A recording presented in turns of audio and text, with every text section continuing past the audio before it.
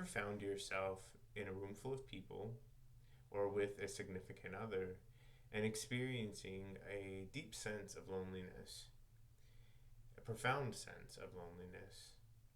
This kind of loneliness is a common experience for humans because ultimately we experience a sense of separateness.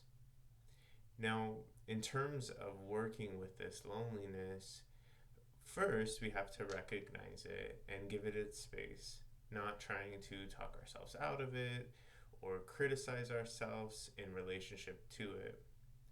The next piece is working on grounding exercises to bring us back to the present moment. Because, of course, maybe we are alone right now, but oftentimes that loneliness that starts to occur is connecting to a past and a future that isn't happening right now. So trying to use grounding techniques, meditation to bring us back into the present moment so that we can work with whatever's arising with some wisdom. Now, next, we want to identify how are our connections? Because sometimes we hold on to connections that don't really serve us in an attempt to not be alone.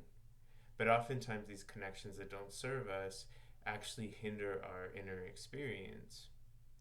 Looking at the connections that we have, we can think, is there a way to enhance these? In this busy world, this somewhat impersonal world, we're oftentimes feeling connected through things like social media, but ultimately that's not really connection and it's still very separate. So, is there a way? Have I seen my friends recently? Have I seen my family recently?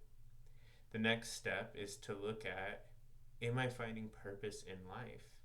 A life without purpose often leads to a sense of hopelessness and helplessness, but we can find purpose, and each of our purposes will look different depending on our own experience and our own histories.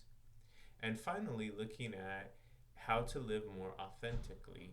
Many people live their whole life doing what they think they should do, and they never actually look at, what do I want to do? How do I want to be?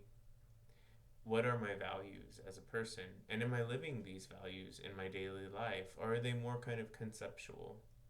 These components can help us to bridge this experience of separateness because ultimately, although we're born alone and we die alone, we exist as one cell in the body of life. So we're actually extremely interconnected all the time. We're actually not alone if we can use these tools to help us to deeply connect to this realization.